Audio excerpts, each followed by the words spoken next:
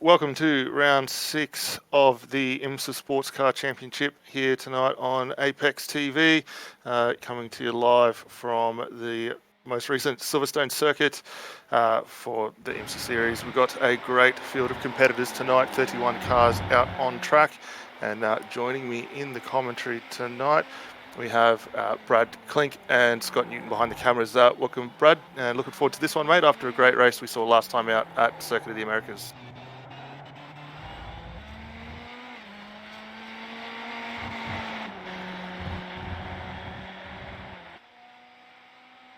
Looks like we're just waiting on Brad to get back. But while we do that, we will duck over the race facts for tonight.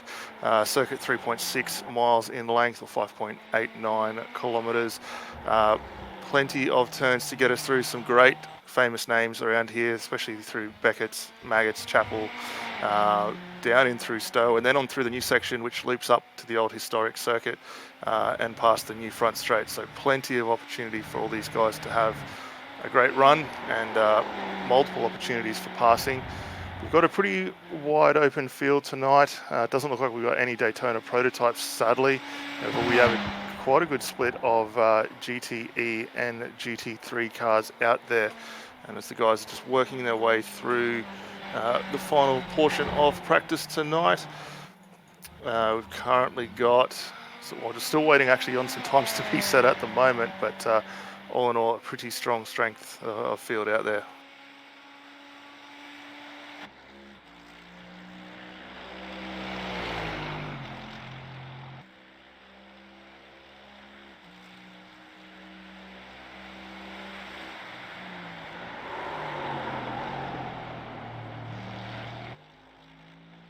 I might get up the weather conditions for tonight's race as well, just to give you the viewers a look at what the conditions are out there that the guys will be facing.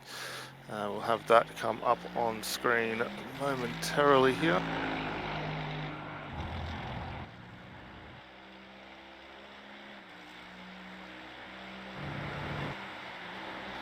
And looking at that, we've got track condition tonight, 27 degrees, weather temp of 61, a little bit of wind from the northwest tonight, and humidity relatively low. We're starting to see a few qualifying times coming in now. Looks like provisional pole at the moment. Era Marinsky on a 154.98, so just under that 155 range. Blake Neck switching gears from the Daytona prototype, which we saw him in all last season. Actually just pipping Aaron there up into provisional pole in the Alpine Stars Geodesic Porsche. So great look for him to be up the ladder. And yeah, guys starting to get some pretty respectable times. Be interesting to see how the GTE field is going. Currently Daichi Nagara leading the way there. He's set a 158.06, so a good time for him. And with that, I'd like to welcome Brad Klink into the booth. Brad, welcome, mate. Great to have you on board for this year, the 7th. Yeah, hi Daniel, thanks for that. Hi to all the viewers. Looks like we've got pretty reasonable strength of field looking at the numbers I can see here on the timing. So yeah, should be a good race. Yeah, definitely. The guys putting in some very good lap times at the moment. We're not too far off qualifying being done here, and looks like we've still got quite a few cars a little further down the order from about 18th onwards still yet to set their lap.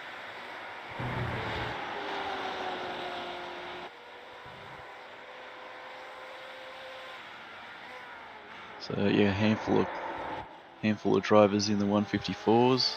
Actually, there's a Porsche, a BMW, a Ferrari, and a Ford. All managed to get down into the 154. So yeah, that bodes well for the race. So if we can see a mix of GTE marks up the front there.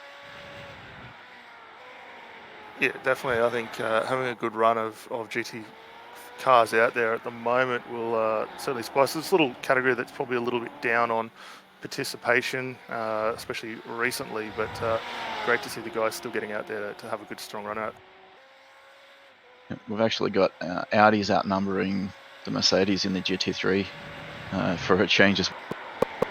Yeah, something a bit different tonight, which be interesting to see how that plays out. Be good. Yeah, definitely. We've seen BMW around this circuit be particularly strong early on, and they know how to set a very good lap time around this circuit. So very much looking forward to seeing those guys go around and put on a good show as well. I think the Porsche will be probably a little bit of an understatement, especially on some of the quiet sections of the circuit. Yeah, I was doing a few laps earlier, just using the AMF sets, and I found the front of the Porsche on that set was a little difficult in the sort of Marcus Beckett's Chapel kind of complex, but with this being open setup, they've probably been able to tune that out of it. So it's I mean, we've got a Porsche at the moment sitting sitting. That's obviously not too much of a problem for Blake. No, not at all. And I mean, Blake's been around for quite a long time, very seasoned competitor out there in that car, knows how to get it the most out of pretty much anything he drives, and he's setting a fantastic run out there. So look for him to possibly even gap this field once we do get under. That being said, we're not too far off the start here, so we will quickly run through the grid here. It looks like all the cars, I believe, have now finished their laps. So starting from provisional pole will be Blake Neck after setting a 1:54.291. It's a great time for him there. Elise Stepner will be coming out of the second spot with Felipe Dragoff in third. John Pisnik, pretty solid name there, sitting in fourth position. Aaron Marinsky in fifth. In sixth, Dylan Pereira, Taylor Nadim, and Jonathan Barbera out of 10th. Ninth, Yosef Pokrim, starting out of 9th tonight. Lokra Forci in 10th. Chris Harvey, Jaden Archison, Lorik Gorham, Michael Jackson, Paul Street, Hudson McHale, and Matthew Latif will be rounding out that grid at the moment. Starting provisional pole as well for GT3 tonight. Clint Smith, we saw him have a dominant run last time out at Circuit of the Americas. We'll look for him to continue that on. Daichi Nagora at a second. Andreas Fink at a third. Lucas Garber. Alan Day, series regular, starting out of fifth tonight. And in sixth and the last GT3 car will be Sochi Takashi.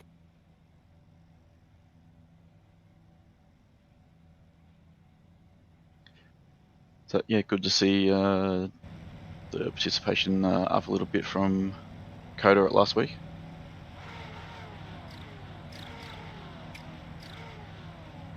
Yeah, definitely Circuit of the Americas last week. We did have quite a good turnout for that. We saw some great racing all around, especially in that GT3 class with Clint Smith. He managing to get himself all the way up into the 7th position. He had a fantastic run in his Mercedes AMF GT3 last time out, so look for him to do much the same again.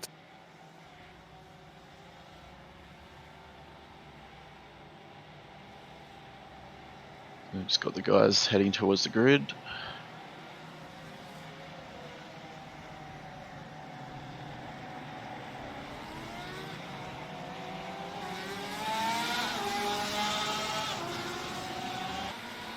Go, go, go, green flag.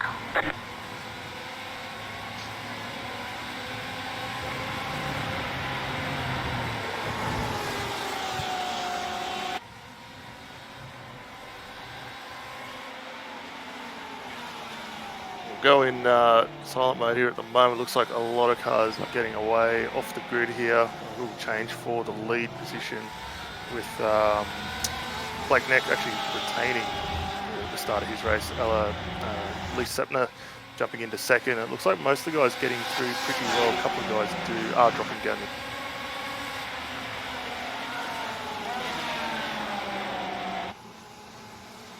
So yeah, and we've got contact heading into the Luffield.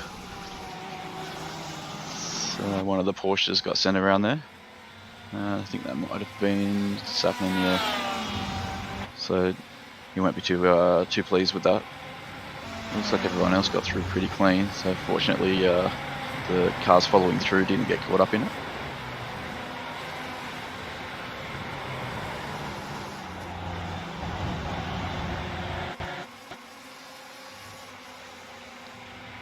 Here we are, the first time through this popular complex. They come down through Chapel onto Hangar, and the slipstreaming will start to play with the tactics here. And we see BMW slowing there, and must have got a slow down.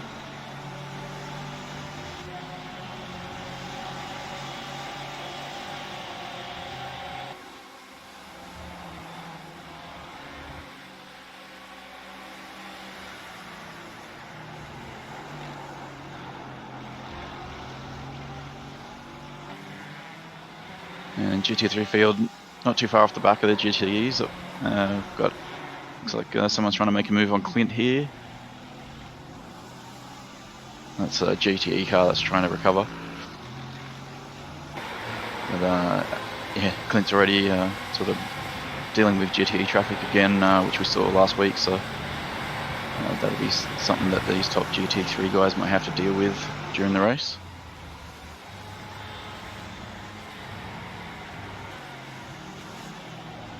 And we've got the Porsche of Safinen trying to make his way back through there as well.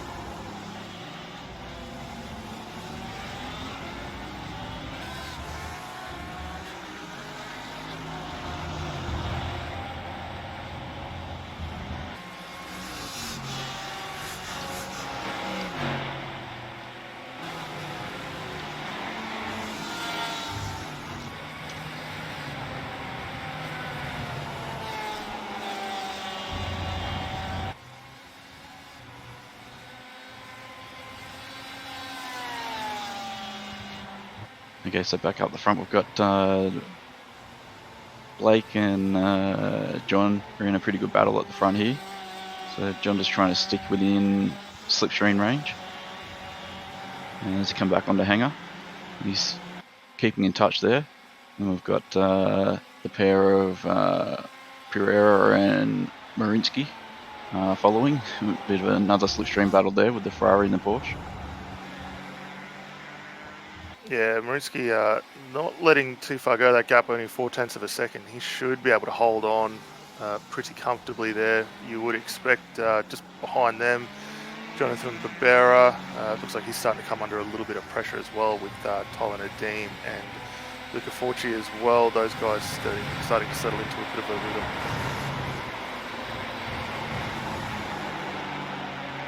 So yeah, Blake's done a 55.0 on that previous lap, so already cracking on with some good pace despite the fuel load towards the start of the race. And Smith's just done a 159.4 in the GT3 field, which is a pretty handy pace for that too. So they're cracking on with some really good pace at the early stages of the race here. Yeah, definitely. The pace starting to settle down well now, which you'd expect. Actually, there was a car just off to the infield there. I didn't get a number on that as we saw Clint Smith going past it. And I think it might have been a Porsche looking to rejoin the race. But Clint moving up pretty strongly already. It must be set up 10 spots from where he started tonight. So getting on with it again like he did last week.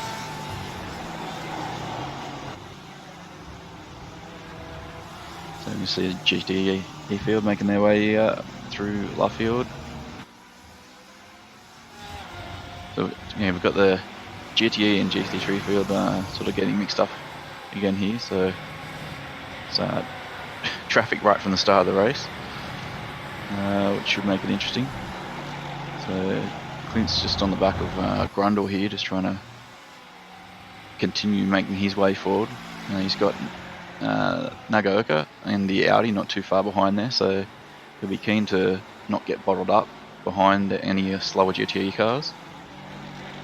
No, definitely, and that was something that Clint probably missed a little bit last week. He was able to build quite a good gap over second place last time out at Circuit of the Americas. This track really a little different in a way, and I'm sure there's a few spots where they can very similarly get on with it. But it looks like he's got that car working extremely well, putting a move now on Connor Girdle, who looks to have gone quite wide down through the back portion of the car there in towards Vale and Club, so pushing on very hard, but a little further up the field now. Jaden Atchison sitting in 8th. He's got Philip Drugovic just on the back of him in the other BMW there.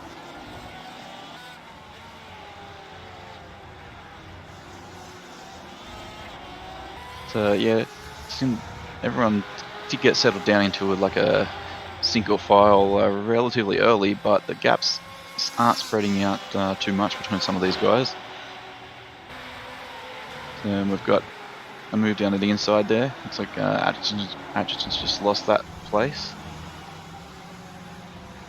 Yeah, that move down there into Brooklyn's probably one of the preferred passing spots on this circuit. Another one, if you can get a good run, will probably be down off through the Maggots, Beckett's and Chapel section, which the guys are slowly working their way towards now. If you can get a good run out through there, look for an inside run down into Stowe and likewise down into Vale to finish off your lap. So keep an eye on these guys. They're not too far actually behind Luca Ferrucci in the Porsche, just ahead of him. That gap only about a second and a half covering those 3 cars at the moment. So look for them maybe to close up a little bit more moving forward. Yeah, something to look out for sort of towards the end of the race will be the incident cap as well. This track is really easy to rack up the incidents. Quite a few places on the exits you can get those very easily. And there's a little moment for the Porsche there. And that was Fiocchi just having a bit of a slide midway through stuff. Was able to gather it up, but he did lose that place to Drugovic, who's making his way forward after some trouble early in the race.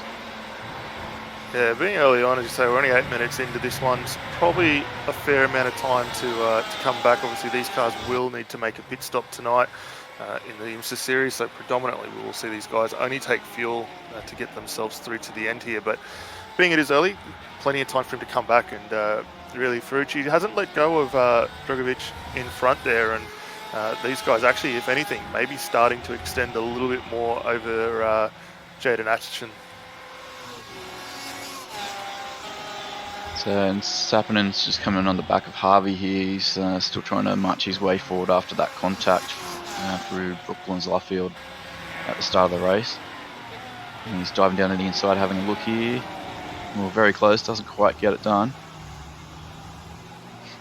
Let's see if he can set something up, hold it close through Cops, and he might be able to do something before Maggots perhaps, but he might have to wait till Hanger. Let's see, he's got a good run through Woodcote. He's actually going to have a look at Cops, and yeah, Harvey ends up making that pretty easy for him in the end. Yeah, well, it is probably not a bad move, just making that a little bit easier passing opportunity earlier on. Plenty of time to come back later on here tonight, but keep an eye on that. Porsche looks to be a little bit taily around this circuit, which is probably a little surprising for us, given having that engine in the rear does make it a little bit more stable, especially through the mid corners there. But some of the guys may be struggling a little bit with the balance not being quite where they want it right now. Yeah, when I did a couple laps earlier, I was having trouble finding the brake bias position that felt comfortable. What I've normally been running in that car just didn't quite feel right. So some of the drivers might find they have to go a little bit further forward on the bias at this track perhaps. Yeah, which is something they can do to obviously settle that rear end. We've got Blake Neck up on screen at the moment. Just looking at the gap that he's been able to set over Peasnick the last few laps. Actually, if anything, that gap did sort of increase around lap 3 to just over a second. But John, who we've traditionally seen a lot in the Ford, making the switch over to the Ferrari, and seems to be getting on top of that car pretty quickly, but just struggling a little bit for pace. The gap currently sitting around the 1.5 second range.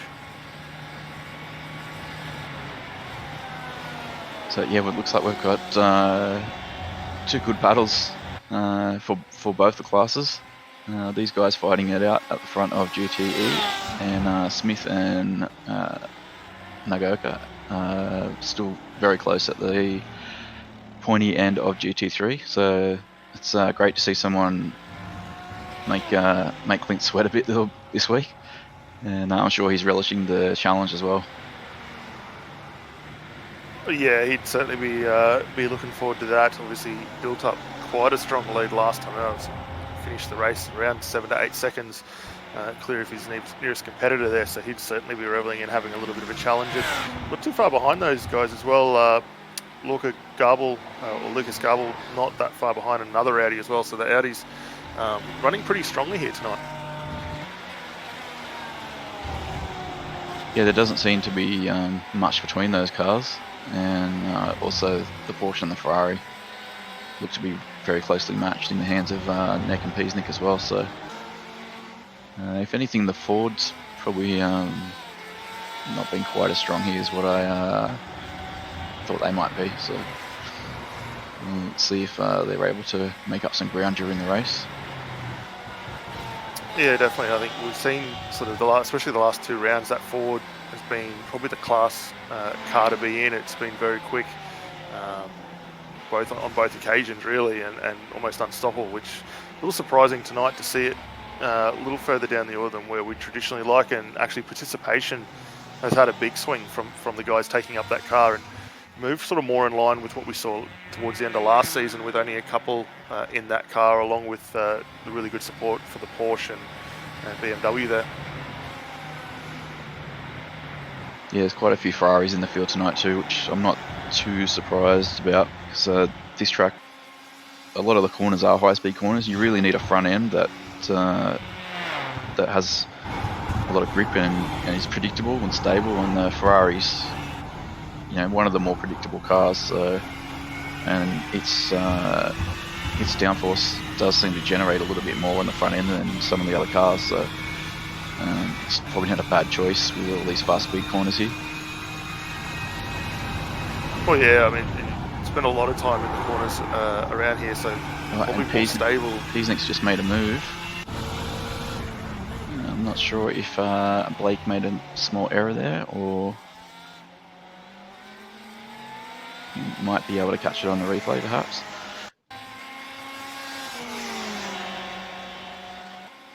Here we go. So yeah, the run, it's one hanger, is it? Yeah. And he's been able to, there's a little bit of contact there perhaps, but he gets the move done through Stowe. So we'll see if he's able to pull a gap, or if it's going to be a fight with Blake for the rest of the race. Yeah, well, I don't seem to think that these two will really get that far away from each other through the entirety of it. They're very consistent drivers in pretty much any series they run, and from what we've seen, especially of Blake in this championship, he's really going to enjoy having someone to sort of run against, and John will provide him a perfect sounding board to do that. But those guys are starting to extend their gap at the moment. Dylan Pereira a little bit further behind this battle, but all in all, the top 3 only covered by just under 2 seconds, so not too bad at all considering what we have seen, especially last time out.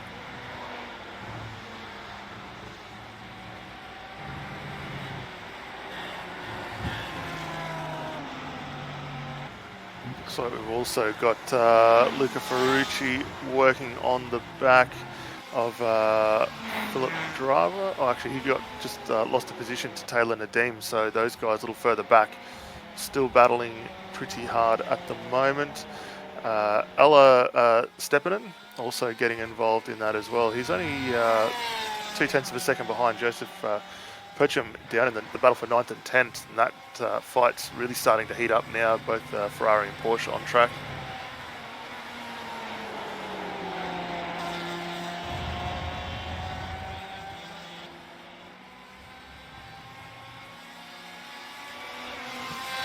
So yeah, looks like Nagoka has been able to get past Quint as well. So changing the lead for both classes. So that's good. We're having some really good scraps out here tonight. Yeah, it's been fantastic to watch these guys battling up and down the field. We haven't really spoke a lot about the GT3 class. It looks like Clint Smith actually dropped back a spot into second in class now, so that's a little bit of a change for him. He's behind Dachi Nakura. The gap between those two at the moment still sitting on about 0.6 of a second, so might have been a little bobble there for Clint, which has ultimately dropped him back into the clutches.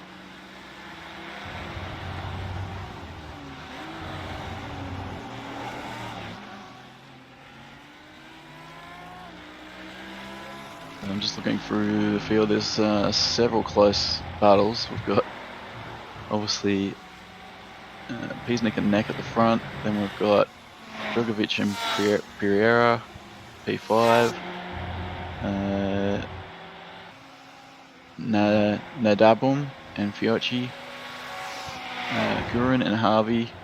These guys are all within a second of each other. Obviously the battle at the front of GT3. So yeah, quite a few close battles through the field at the moment. So it's hard to try and keep track of them all. Yeah, definitely. We've got Chris Harvey up on screen at the moment, still working on the back of Lokik Gurum in that Ford there. Those guys only separated by about 0.6 of a second at the moment, so great to still have the third of our Fords out there, just outside the top 10 at the moment. And watch these guys on the run down into Stowe. Both taking a pretty traditional wide line to jump for an onboard lap here. Actually, it might be a great time to jump on board and stay here with Chris Harvey, and we'll get a bird's eye view of a lap around Silverstone.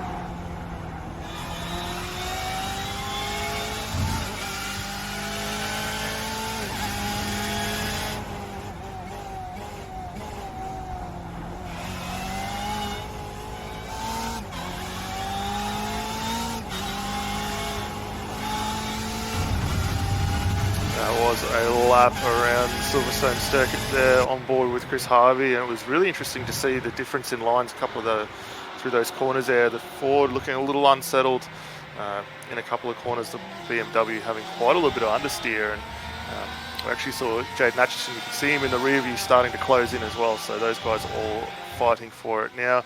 Up on screen now, Ellis Stepanen currently still sitting in the 8th position, got himself a 7/10 gap. Fellow Porsche of Luca Ferrucci as they work their way down through the Brooklands and into the Luffield to get onto the back of the old Silverstone circuit.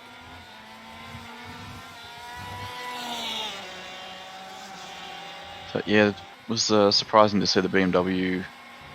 It didn't seem to suffer too much being in behind the Ford there. Still through Magus Becker's Chapel, he was able to follow the line pretty well and hit the apexes. So yeah, He's got that car handling pretty well.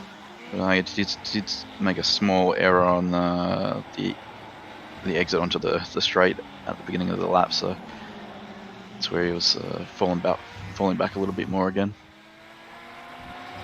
Yeah, it looks like also Andreas Fink moving up, just getting past Brad Robson there in third position in GT3. Those guys scrapping down over 19th and 20th respectively, and they're working their way just through Copse at the moment, about to start the run through Magnussen Beckett's, and a little bit of aero advantage that GTE has probably see him potentially get a good run down here through the Hangar Straight. We'll keep an eye on this as they work their way through, coming through turn 13 now, Beckett's Complex, and just both actually getting a pretty good run there on the exit of Chapel. If anything, Fink maybe taking just a little bit more dirt. As we see a move going on just ahead of this battle with Matthew Littlefair getting past Thomas Jamis, and that's a move done very strongly there down into Stowe and able to defend it.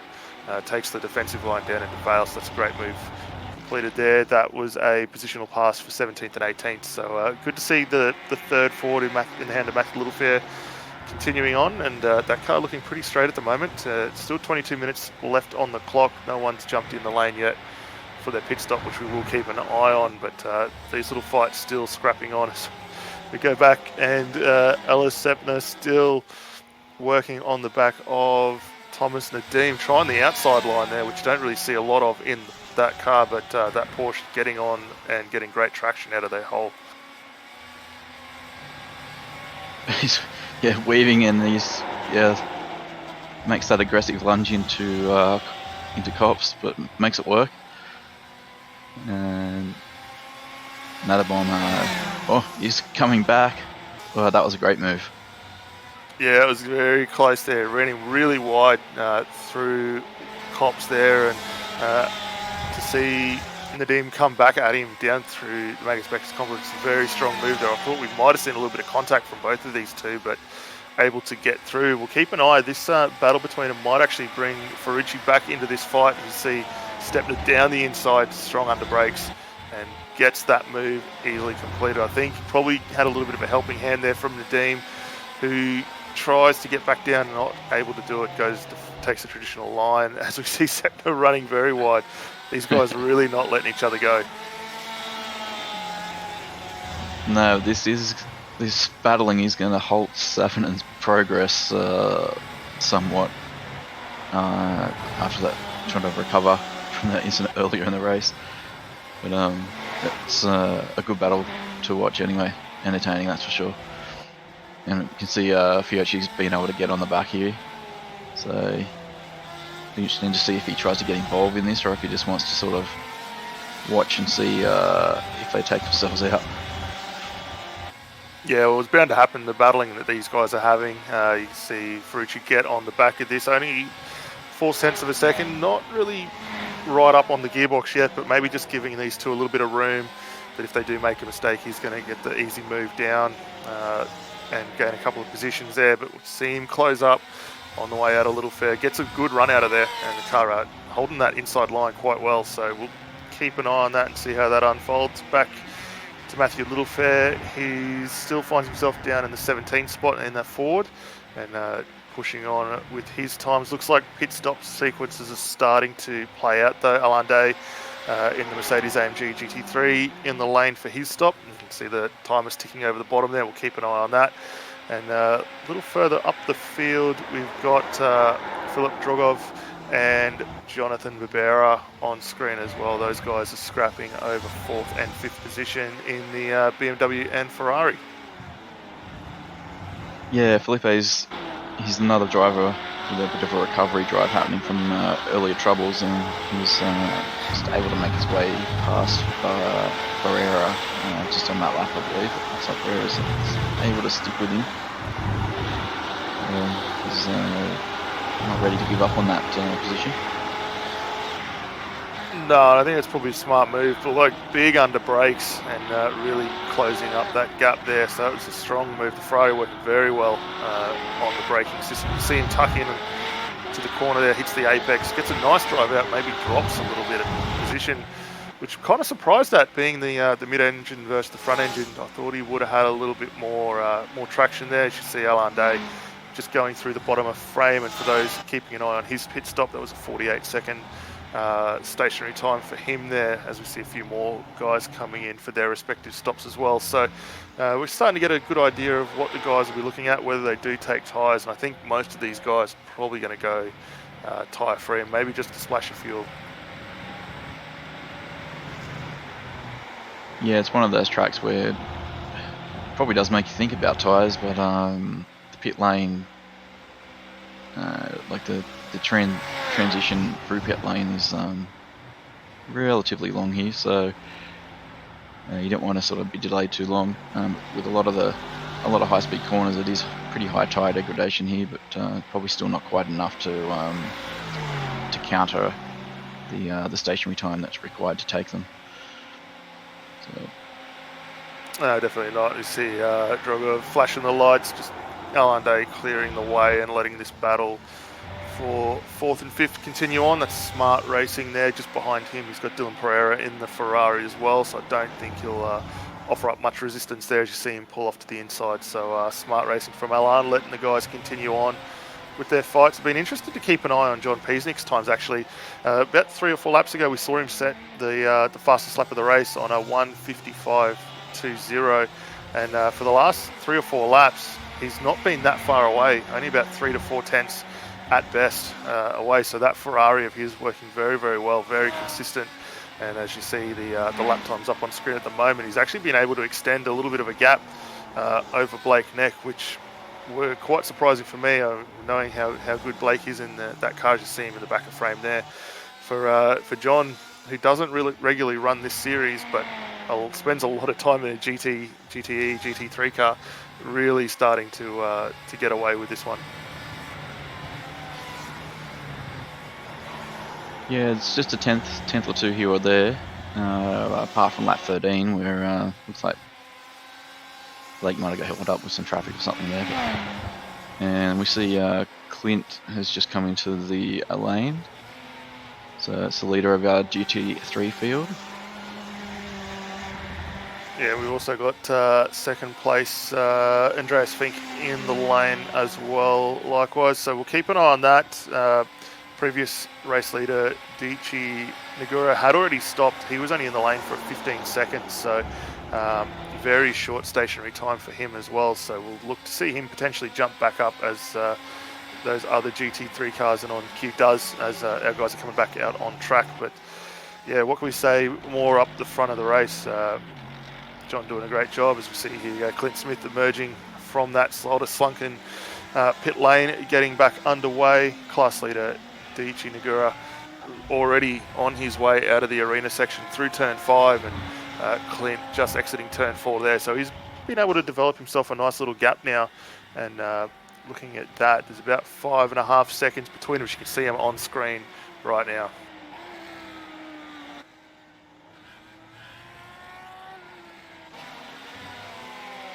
So, yeah, it'll be interesting to see how this plays out over the pit stop cycle.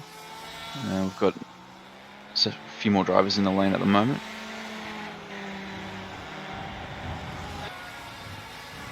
Yeah, we'll keep an eye on those times. We've also got Perchim currently coming under a bit of fire from Lukic Gurin in the Ford there. These guys are now working their way up through turn 2 on the run into turn 3. A very interesting line. You can see Gurin really hugging that inside line, sets himself up for a pretty traditional run, whereas Perkins was very defensive and having to cut back across the track. But there's a nice little 4-way scrap here with a good mix of cars involved in it. We've got Jaden Natchison not too far behind this little battle as well. And they do have a lap car behind them as well. I believe that's Dylan Pereira a little further back. So the guys still pushing on.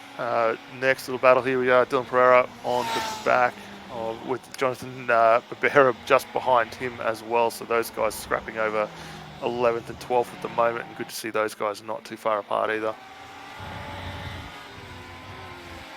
Yeah, we kind of need more cameras tonight. There's still over halfway through the race, only about 15 minutes remaining, and there's still quite a few battles happening out there, so it's always good to see. Yeah, sure is. I think it's probably one of the better races we've seen all season long as far as participation. It looks like John Peasnick's jucked in the lane for his stop as well. Actually surprised Blake's decided to continue on. He might know something we don't. May be able to even extend his gap a little more, being on the lighter fuel runner. Yeah, we've got Drugovic and Sappinen have ducked into the lane as well, and Fiocchi's followed them in as well, so interesting to see how that all plays out. Drugovic has been gradually making his way forward after those troubles earlier, as has Sappinen, so they continue to try and recover during the rest of the race. Russell Davis down the lane, Loic Gruen down the lane, so yeah, very busy in pit lane at the moment. We'll get a picture of how this is all going to shake out in a lap or so. Definitely, and this is probably one of the longer runs, similar to what we saw, especially last season, and we saw it again this season at Mid-Ohio, where the guys ran very long into the race. We're seeing that again tonight, and going to be interesting to see. It looks like John Peasnick's time was a 48-second, just short of 48-second transit time with an 8-second stationary time just for the fuel, so just getting enough in to get the numbers that he needs to get home. Jaden Atchison still working on the back of Yeshiv Percham. These guys still scrapping over 5th and 6th at the moment. There's not really been a lot between them, about half a second for the majority of this race, and that's continuing on, but both cars very, very evenly matched. As we see, 13 minutes still left on the lane. Neck and Mariski both jumped in the lane for their respective stops, as we can see the track map up just on your mid-right corner there. And we've got John Peasnick up on screen working his way down through Stowe. Neck just getting underway, and we potentially will see, or we could even see Blake maybe even gain some time, if not retain the lead on this one, although he's still yet to hit his box at the moment.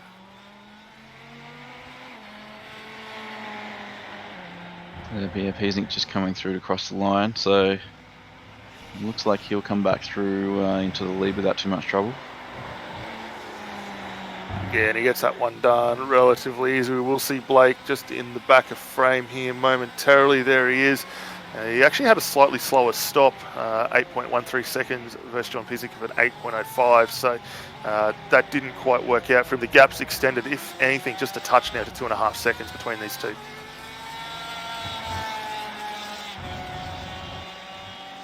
So yeah, may have picked up a little bit of optional repairs on the front splitter or something that he decided to complete. It is easily done around this place. Well, yeah, especially when you get up over those internal curbs there, trying not to knock the cars around on that. But you can see just on screen at the moment the guys that have come down the lane for their pit stop and the respective days or laps that they have.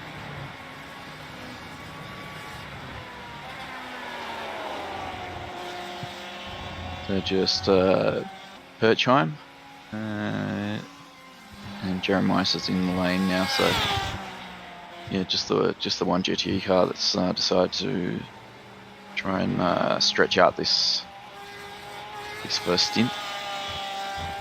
Only 10 minutes left though, so we can't be too far away from seeing him come down the lane. No, not at all. And we just got the track conditions up. Guys still working on their 10 minutes still to go. Track's maybe gone up just a degree since the start of this race, sitting at 28 degrees at the moment. Outside temperature 21 degrees. Hasn't really changed a lot. The wind, if anything, maybe just picked up a hair to 20 kilometres an hour. So not a lot in it at the moment, but racing still hard and fierce here at the moment. Jonathan Barbera up on screen. In the Ferrari, sitting in 6th spot, not too far actually, 0.7 of a second, behind Dylan Pereira. You can see just in front in that Simster Ferrari, and these two have not been that far apart from each other at all this entire race. Yeah, it's good to see a nice clean battle. They've just been trading lap times. Just have a look to see what kind of best times they've been doing.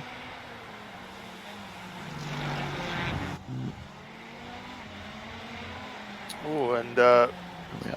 Pereira very slow on the exit of turn number 4 there, and that actually turn 3. Sorry, that actually almost opened the door for Pereira to close in that gap. It's still retained pretty steadily at the moment, but some of the lines between these two very interesting. So Pereira has a pretty strong best lap. He's about 7/10 faster on the best lap than Barrera, but at the moment he's just trying to stretch a gap, but it's difficult to get away with that slipstreaming down hanger. Yeah, that's probably the best spot to get a nice decent draft. That and probably the run down in towards Brooklyn, so if you can get a good exit through turn 5. Those are probably the two main areas where you can draft up, and you do come into some pretty heavy braking there as we see the guys working down through turn 13 on the run out of 14. Both cars looking pretty stable through there at this point in the race. Don't think Pereira's going to be close enough, but we will jump on board here and we'll get a good run through the lines of these guys on the final lap of the lap.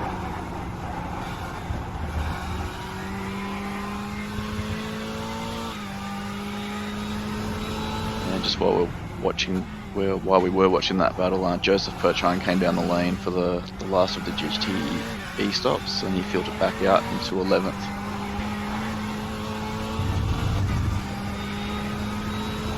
Yeah, it was a little interesting on-camera run there. We see the guys take a couple of different lines through those corners. If anything, I think Pereira may be struggling a little bit of tyre grip. Missed the apex in towards Stowe there. And so he's back underway now with the slower corners, but that is slowly bringing Pereira back up into this fight. The gap down to 0.6 of a second. We've got a spin. That's Chris Hayes, who he went for an onboard lap with earlier on in the race. He was working on the back of Joseph Perchim. We've got that up on replay now. I think he just got that one in a little hot, grabbed the rear brakes there, and unfortunately does loop that car around. Good that he was able to get back underway, but he has dropped quite a bit of time now, 4.5 seconds behind Perchim there, so that's probably going to put paid to his run further forward tonight. But from Blimp, getting a nice overview of where everyone is and looking at where they are on the track map. We've got some pretty widely spread out bunches of cars at the moment.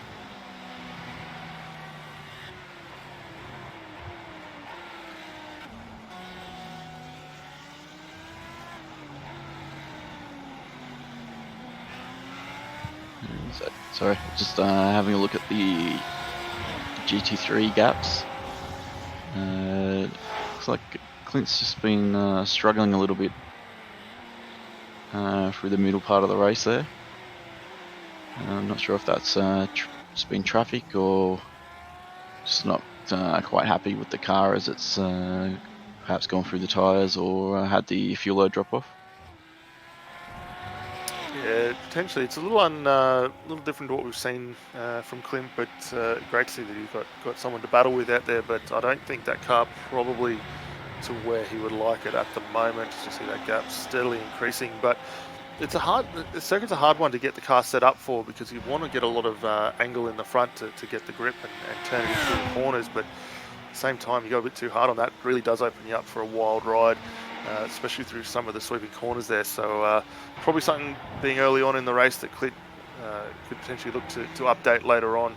Obviously, this being the first main race for the week, and still plenty more racing still to come. So no doubt he'll be able to tune that car up a little more and get it back out there looking well in a few races later on in the week.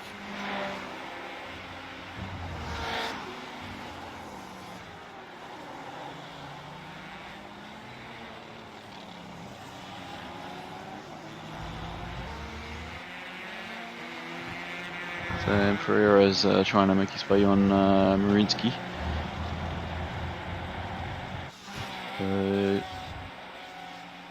He's up 2 spots from where he started. Pereira behind's up 3.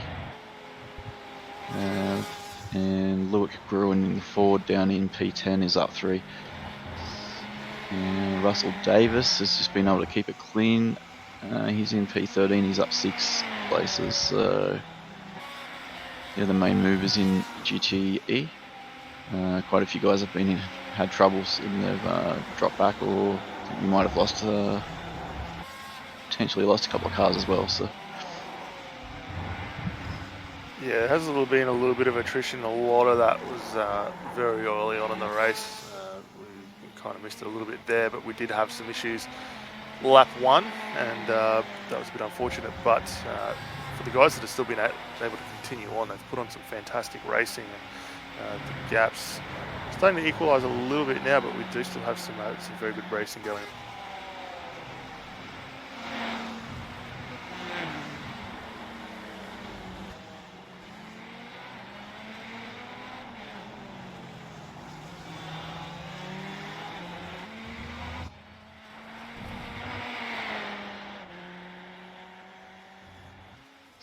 yeah, it's taken a bit of time for a lot of those battles to dissipate, but looks like that battle for P3 is one of the closer ones at the moment. Although Pereira has just lost a little bit of ground against Marinsky there. See if he can gather it up and get back on him.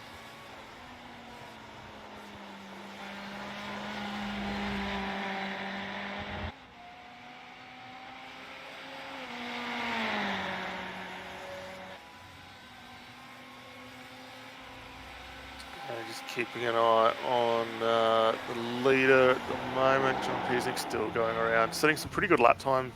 And he's once he was able to get ahead of Blake there, they've actually been very well out the front of this race. Yeah, it's been super consistent lap times from John.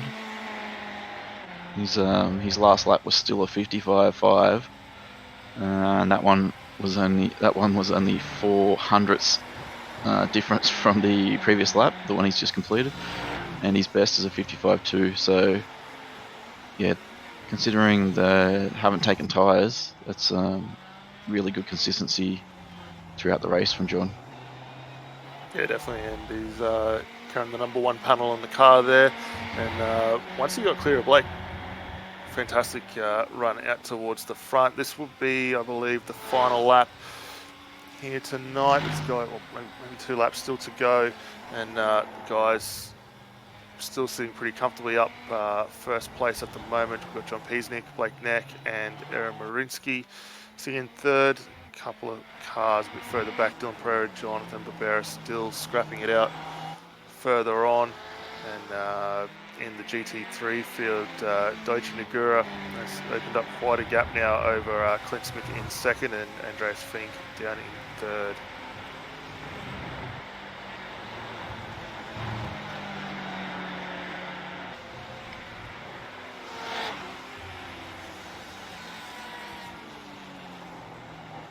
So I'm not sure if we caught it, but Drugovic, he obviously got into some trouble, which I must have missed. He's fallen down to 8th.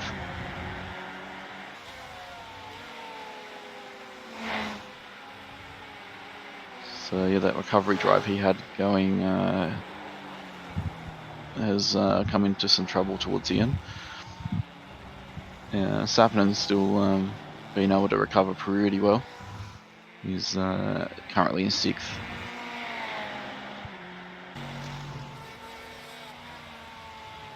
Yeah, we will get one more lap here to finish out the runs. We see John Piesnick coming across the line, about 5 seconds just on the clock there as he crossed that line. So this will be the final lap for all these competitors, and he's continuing to extend that gap.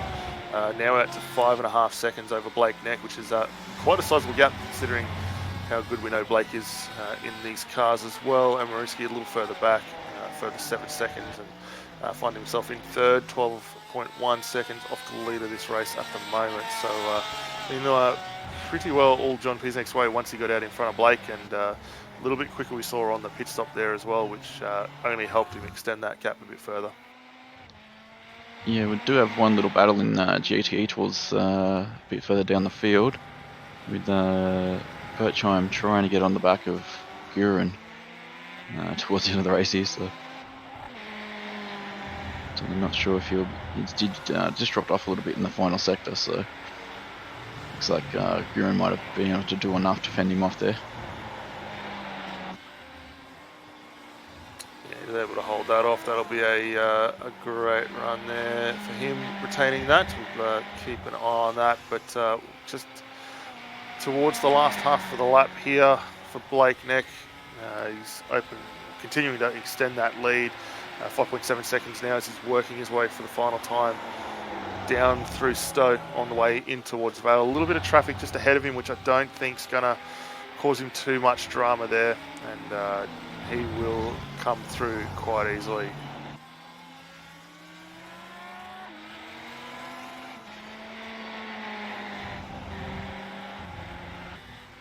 There we are across the line. John Piesnik takes the round 7 tonight for IMSA here at Silverstone. Just behind him, coming across the line, Blake Neck in the geodesic Porsche, and third tonight, Aaron Marinsky in the Ford. So great to see a mix of all three cars in the top three as well. Fourth position tonight, Jonathan Barbera manages to hold that position and actually falling off the back a little bit there from Pereira, but coming home in a solid fifth position for himself. Ellis Sepner be the next car crossing the Porsche, coming across the line in our GTE class, as we see him up on screen. Daichi Nakura from Japan, working his way down for the final time through the Maggots Beckett's complex. He's got Matthew Littlefield behind him, which I don't think is going to offer up too much challenge as they work their way across the line. The Audi being supremely dominant here tonight, which is not something we've seen in a long while, with a lot of people looking to get away from that car, but it's got around extremely well here tonight. Yeah, I was surprised to see that many out here, because it can be a little bit of a nervous car on the change of direction on some of those high-speed corners, but the guys out here, particularly Daichi, is able to tame it better than I can, that's for sure. Here we are on the final run out, takes it through turns 15, 16, and Daichi will have a nice solid run to finish this one here tonight. Come home first in class, 14th overall. That was a great drive for him. Jumping back here, Clint Smith working his way through the final corners, comes home in 17th, and I think might almost be out of fuel in that car. Andreas Fink, likewise coming through the final corner, will come home in third in class, 17th outright. It was a great run for those guys to get home. Fourth position in class will be Alan Day, and further down we will have Seiichi Takashi as well. So we'll just wait for the last couple of cars to come across the line momentarily, and then we will pull up the final race positions for this one tonight.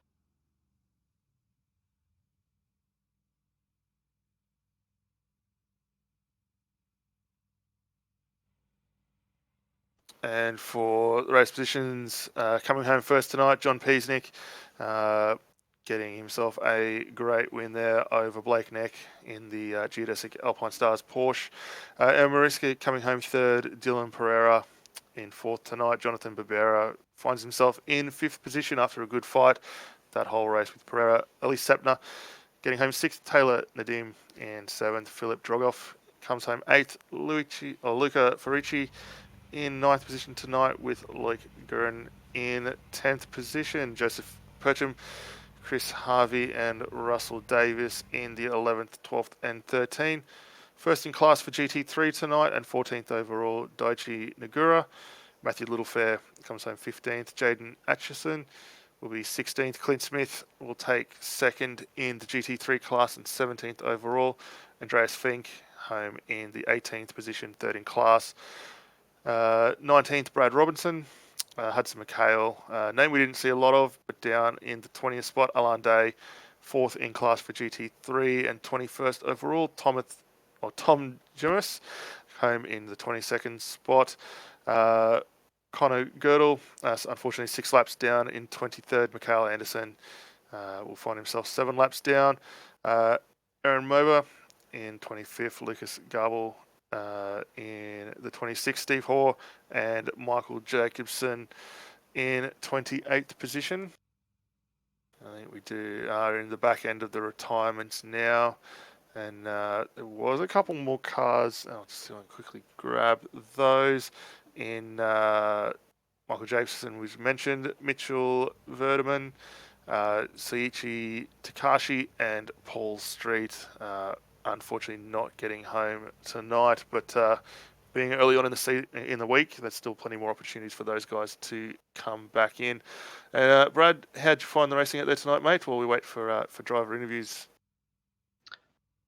Yeah, well, there was certainly plenty going on. Was quite clean as well, apart from a little bit of contact at the start there. So it's always good when you've got sort of more battles on track than you can keep track of for a majority of the race. Apologies if the call was a little bit discombobulated tonight. We did have a couple of technical issues with cameras behind the scenes, so it made it a bit challenging trying to keep track of everything. But overall, some really good battles. Was a little bit surprised the Fords weren't quite as strong as we've seen in some of the other rounds. But it's always good to see it mixed up a bit.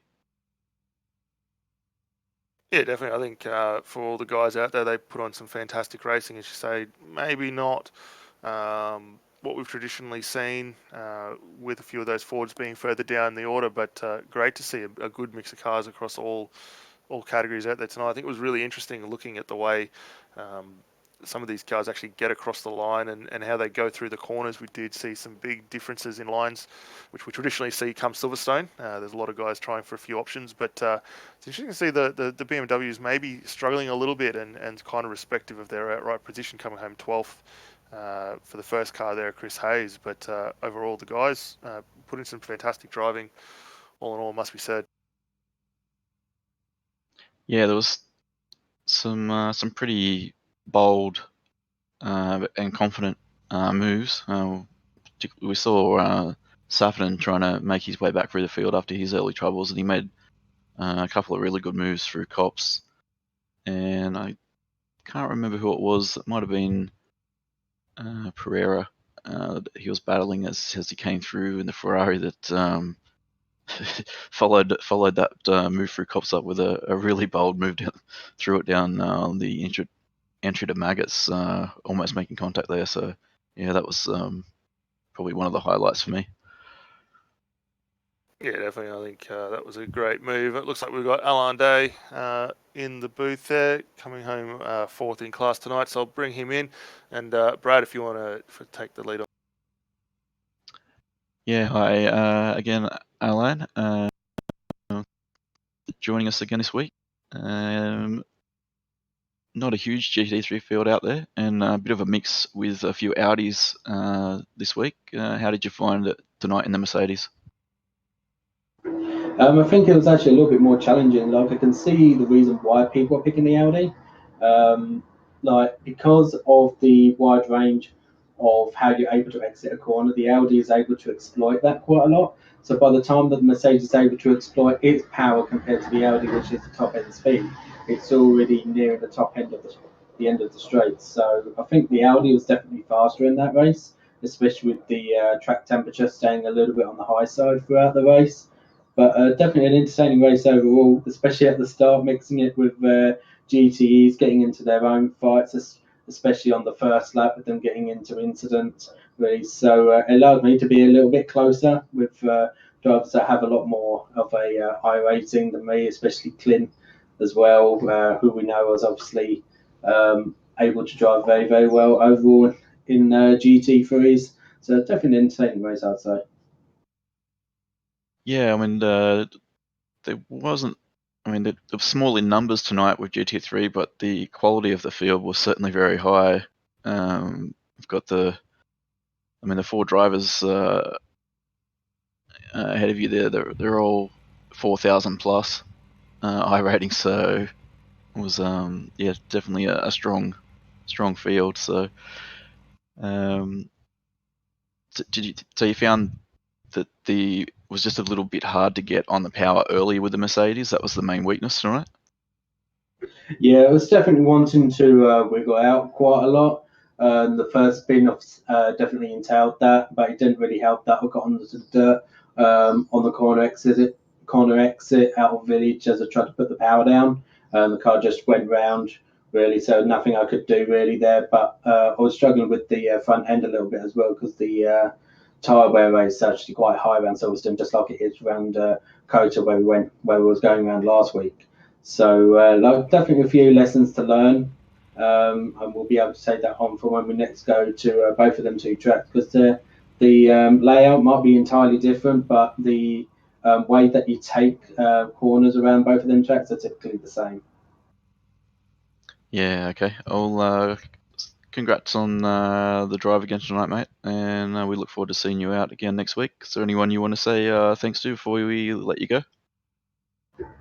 Yeah, like the team routine's definitely been great over the past week. We're just trying to lift ourselves up at the moment. Like we're doing a couple of important events over the next couple of months, going into the end of the year and focusing on 2020 really. Like we're still deciding what car we're going to be doing for special events next year because that is our main focus, our main goal, as well as doing like the rest of the official races.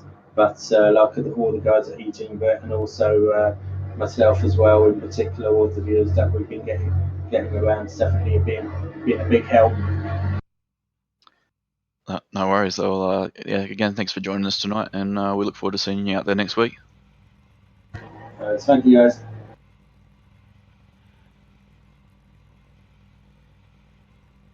Fantastic, and that was Alan Day there, coming home fourth in class in the GTE or GT3 field, sorry.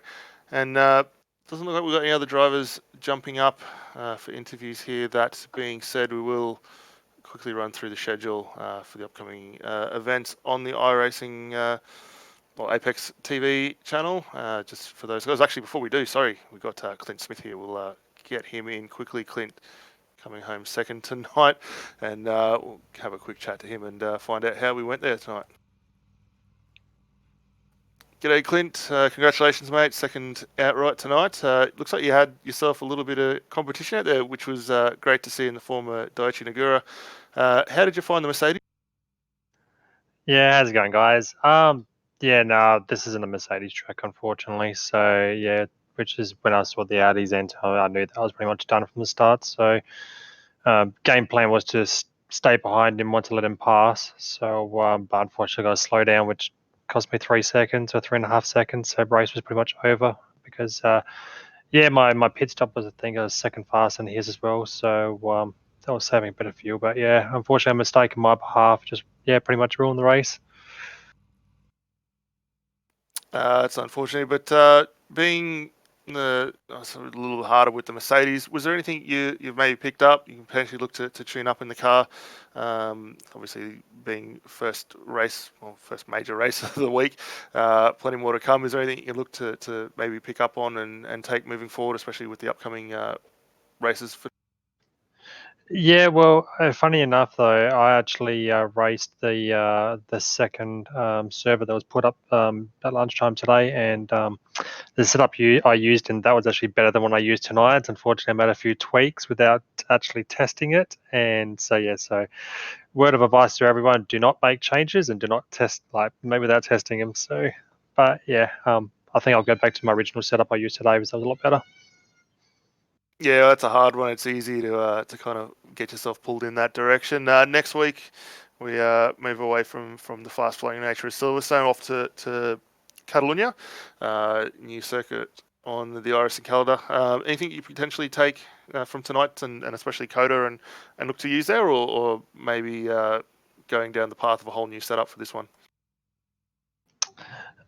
Pretty much, it would be a fairly similar setup with a few tweaks here and there and things like that. But again, after the week one, it was the VRS GT Sprint Series was at Catalunya, and I'd done that one. So the Merc did okay, but unfortunately, again, the Audis pretty much dominated. So Since then, they've been given that, I think it was a 10-kilogram penalty, but as we saw tonight, the Audi was like 4Ks faster down the straights than what the Merc was at this track. So I got a funny feeling it'll still be pretty strong at Catalunya. Yeah, definitely. But hopefully, mate, you're able to stay with it. We know, especially how strong you've been in races past in this car, and hopefully we'll continue to see that on. Before we let you go, is there anyone you'd like to give a bit of a shout?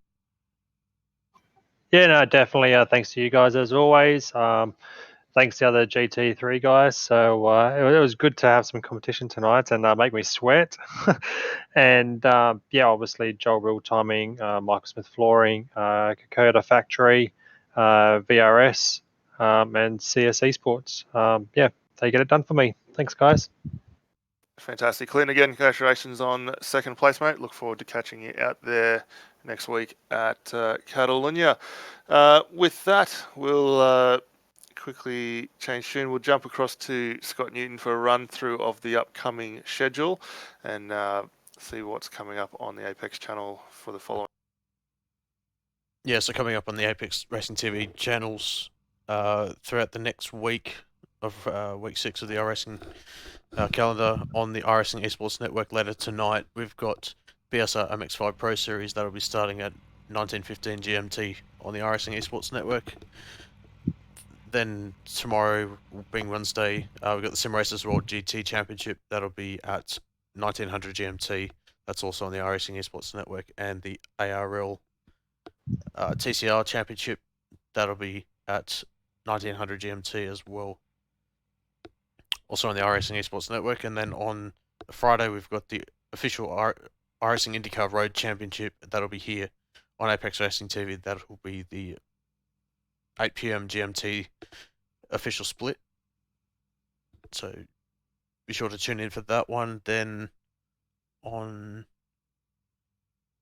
Saturday, I think we've got the double header of the V8 European Supercar Championship starting at 6 PM GMT. That'll be here on Apex Racing TV, and then just a couple of hours later we'll be broadcasting the official Formula Renault 3.5 championship. That'll be at 8 PM GMT. Then on Sunday we head to Phillip Island for the Aussie Mixed and Fixed GT Championship. That'll be here on Apex Racing TV at 9:45 AM GMT or 20:45 Australian Eastern Daylight Savings Time. And then on Monday we have the World GT Championship on Monday at 19:10 GMT, and that will be on the iRacing Esports Network.